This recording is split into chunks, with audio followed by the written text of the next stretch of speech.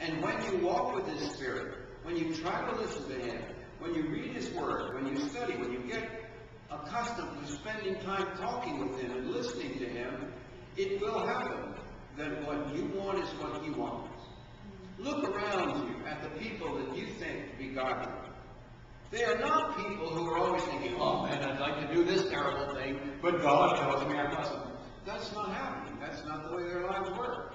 They have come to the point where they want to do what God wants to do. And their will and God's will are lining up. And that's the aim of the Christian life. To get your will lined up with God's will. Why? To submit so that you do something unpleasant? No.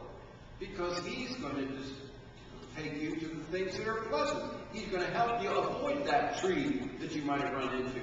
He's going to help you find the good things that you might miss going after your way. So God knows the plans that He has for you, and He's trying to persuade you, trying to change your mind. His plans are better. This is why David says, taste and see that the Lord is good. There are people who don't think the Lord is good. And we don't manage to change their minds by arguing with them. Yes, He is. No, He isn't. Yes, He is. No, He isn't. Taste. Just try. Try Him, you'll like it. And that's God's appeal always. Just try Him. Try trusting Jesus. And that's what David said. Trust and obey. There's no other way to be happy in Jesus. And happiness is God's aim for your life. That you have an abundant life. An abundant life, full of grace. That's God's plan for your life. Trust and obey. Walk by faith, not by sight. You have short-sighted plans, God says. Your plans are short-sighted. They're limited by what you see. I have far-sighted plans, God says. I can see further, and I can tell you where a better future is to be had. I know the plans I have for you, God says in this verse. I know the plans I have for you. Now, who's He talking to here? He's talking to Israel. That's good news for you today. God will not forget Israel. When God is so kind to Israel, saying, I know the plans I have for you. Plans for wholeness, not for evil, to give you a future to hope. Wouldn't it be bad news for you if He said one day, well, I've given up on them, so I don't have any good plans for them?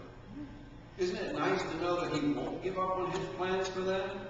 He is a faithful God. There are some people who say, well, Israel lost it, they rejected Jesus, and so the church is now the beneficiary of all God's promises to Israel. We get it all. No. We just read in Ephesians that God, through Jesus, has made the two one and broken down the wall of partition. No, God will not forget Israel. No way will He forget Israel. And that's a very important point for us to remember, because His promises to you are absolutely reliable. That would feel a little hard to believe if His promises to Israel had all been kind of scotched and scratched and thrown out. No. His plans for them are still valid. Zechariah 2 verse 8 is one verse where the prophet expresses it very colorfully. God says there that anybody who touches Israel, who tries to harm Israel, it's like sticking their finger in His eye. Have you ever had somebody try to stick their finger in your eye? Probably not. But sometimes you have stuck your finger in your eye by accident, haven't you? Probably most people have. That's not pleasant. And God says, if you try to mess with Israel, it's like sticking your finger in my eye. Don't do that. That's not going to turn out well. It is not going to turn out well for Ahmadinejad and the people who are trying to do it now. It didn't turn out well for Hitler. It's not going to turn out well for anybody who tries to do anything to Israel. God will not forget His promises to Israel. And He won't forget His promises to you. We can be sure that He won't forget His promises to us, because He never forgets His promises to anybody. God will not forget Israel. David in the Psalm says, if I forget you, Jerusalem, my right hand will forget its coming. That's not possible. Now the next part, the last part of this verse, is one which is the part that I want to send you home with today. I know my plans for you, the plans I have for you, declares the Lord. Plans for, and then the next word in Hebrew is a word that you all know. What Hebrew word do you know? Think of a Hebrew word that you know. Shalom. That's the word. Shalom. What does shalom mean? Peace. That's just part of what it means. It means hello. How are you? It means God bless you. Goodbye. See you later. God take care of you. God be with you. Shalom means all sorts of things. It's the Hebrew greeting, and it means peace. Peace be with you when you come. Peace be with you when you go. But it means a lot more than peace. If you go to the lexicon, here's what it means.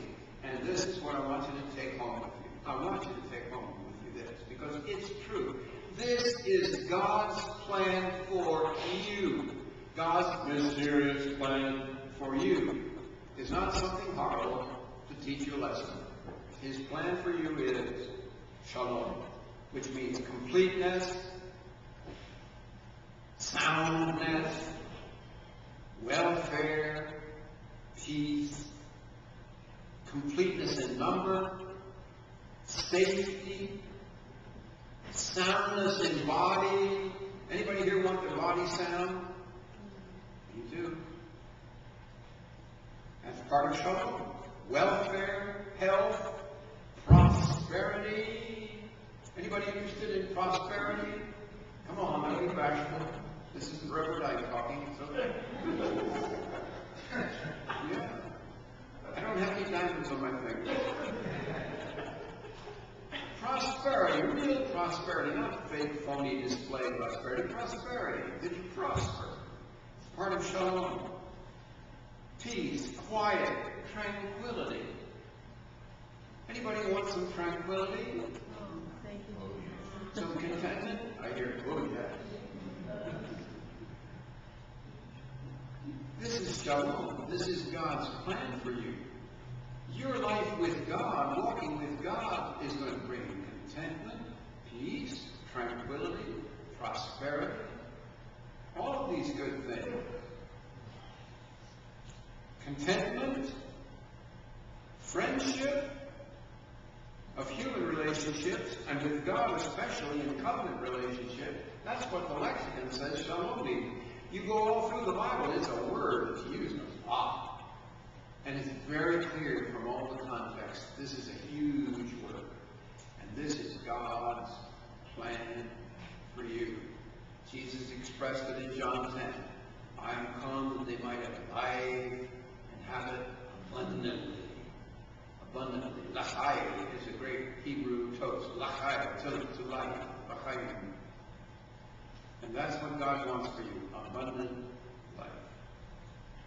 Let's sing, I heard the voice of Jesus say, come unto